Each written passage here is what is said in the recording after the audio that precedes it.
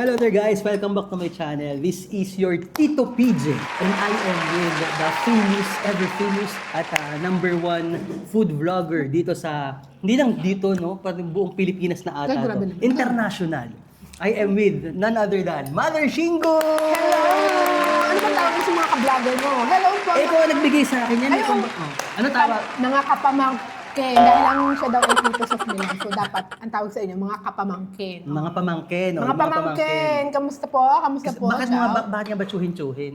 Kasi nga tsuhin na tayo. No? Tsuhin na tayo. Alam ka naman kuya. Oo nga. Hindi na bagay sa'yo yun. Mga pamangkin, kamusta kayo? Pambagets yun. Kasama ko ang inyong Mother Shingo. Nagkaroon ako ng nanay sa araw na Anyway, so, start na tayo.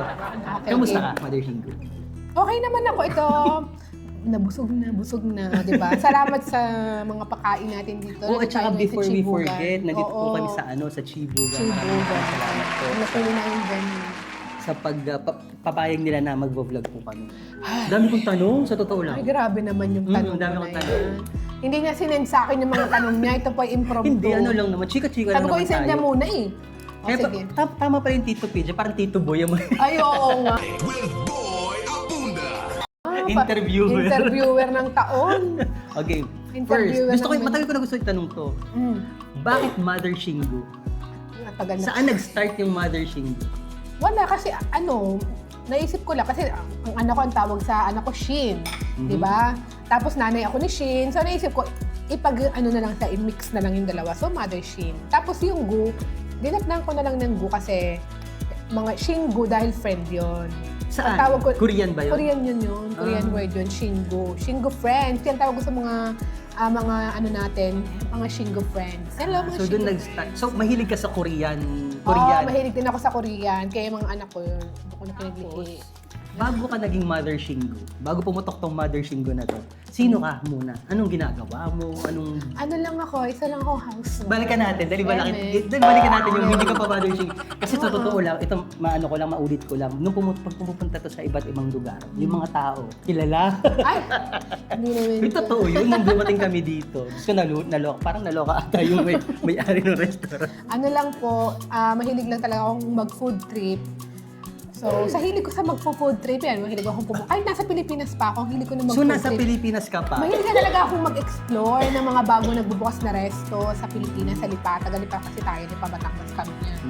So, noong mga panahon hindi pa usang mga vloggers, mahilig na talaga ako kumain. Hindi ka pa nagbi-video? Hindi pa lang ako nagbi-video, pero nagpi-picture ako kasi uso na ng mga picture. Yon. Tapos, ayun, pumunta na ako dito sa Italy, naging housewife na. So, hindi pa rin ako vlogger. Hindi ka pa rin vlogger? So, pumutok lang yung pagbablog na yan nung pandemic, di ba? Yun, isabay tayong nag-vlog. Oo, nauso ang mga YouTuber. So, isip ka ng content, parang gusto ko may magawa ka habang nasa bahay ka. So, naisip ko, ano ba yung hilig ko? So, since ang hilig ko, nanonood ako ng mga YouTube, nakakita ko ng mukbang. Sabi ko, wow, parang ang sarap nung ganun na. Parang ang dami nilang kumain, kaya ko din kumain ng ganun. Dahil mahaba din naman ang aking bituka. Sabi ko, kaya ko. So, tinry ko. Wow. Pero, ang ipapakita ko yung mga, syempre, panlasang Pinoy. Mga Pinoy foods. Kaya ang ating mga kinakain, yung mga Batanggenyo food, mga bulalo. So, doon nag-start Doon nag-start. Mga paksiw na pato ng Nag-video Batang. ka na? Video lang, try lang. Ayun, salamat. Hindi niyo po na itatanong, hindi pa po ito as in Mother Shingo. Nagkita na po kami nito, nagkakilala po kami nito. From a friend, sa isang party ng friend. Ayun, tapos hindi pa rin siya dati. Monetize ka na ba dati? Hindi pa, di ba? Hindi pa monetize. Parehas tayo hindi pa monetize. Parang hindi pa siguro. Hindi pa ata. Oo, hindi pa. Parang Nag-start. struggling. Ako na rin, nag-remain akong struggling. Nag-i-start Siya pa lang bumulusok ako. na yung career ni Mother Sumusubo Shingo ako habang nagkakwento siya. as content creator. Sibog niya.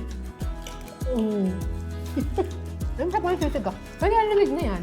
Anong Sige. feeling mo ngayon na medyo nakikilala na talaga yung pangalang Mother Shingo? Actually, hindi naman. Anong kakaiba? Meron bang kakaiba na feeling? Actually, hindi ko naman feel na kilala na ako talaga. Oo nga, parang hindi niya nga alam. Hindi ko ramdam. Parang sabi, Uy, pag may makakilala sa'yo, ay, kilala niya ako, nakakatuwa naman. May nagpapapicture na ba sa'yo sa labas? Meron din sa, naman. sa labas dito, sa ganyan, nagpapapicture sa'yo? Minsan, di ba, pag... So alam mo na Hindi pa rin. na sikat ka na, sabihin natin. Hindi mo naman masasabi din na, parang hindi mo mararamdaman, pero proud ka. Nakakatuwa ka na yung ginagawa mo. So natutuwa ka na nakapagpasaya ka rin ng marami ding tao. Normal lang. Hindi ko yung pag kami nagbumabati sa'yo, bigla na lang paglalakad ka. Oh, mother, ay, nakakatawa naman pala at nakilala naman pala, kilala pala ako nito. Yung parang nagiging proud ka lang, pero yung masasabi mo na sikat talaga, ay, hindi naman ganun. Wala naman tayo sa ganung Papunta tayo level. dun sa mga sikat. Wala naman ganung level pa. Kasi, alam mo kung bakit ko naisip yung kasikatan na yan? Kasi, ang huli kong nakitang kasama mong sobrang sikat ay si Marvin Agustin. Isang tingin mo lang. Oh. Nakita kita na may vlogs si Mother Shingo kasama si Marvin Agustin sa kanyang restaurant ata yun. Oo, kasi sa Pilipinas yun eh. Alam mo naman sa Pilipinas, ang dami opportunity. So, anong feeling na na-meet mo si Ay, syempre, masaya tayo doon, ibang level. Marvin Agustin? Feeling mo. Tsaka ano na siya, Sabi di ba? mo yung Chef, idol mo. ano na yun? Anong Chef tawag yun. doon? Nakolab ko siya. Michelin na yun, di ba? Michelin. Di ba nag-beam Michelin ay beam gourmand?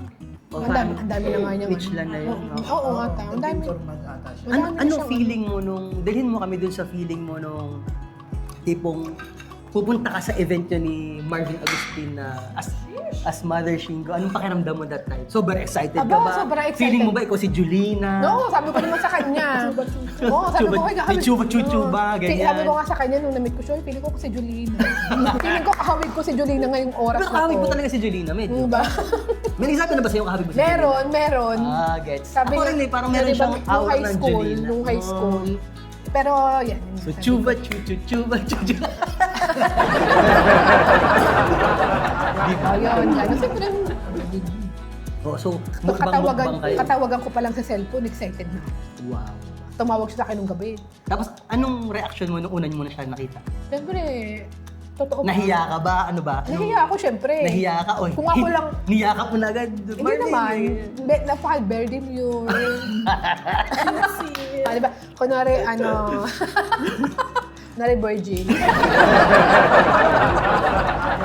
Speaking of yang habang kumakain ka, yung gusto ko nung itanong sa mga mukbanger talaga, yung naku-curious ako, yung inuubos niyo ba talaga yung pagkain sa harapan? Sabihin yung totoo, Day. Yung totoo. Alam mo- Gusto namin malaman yung totoo.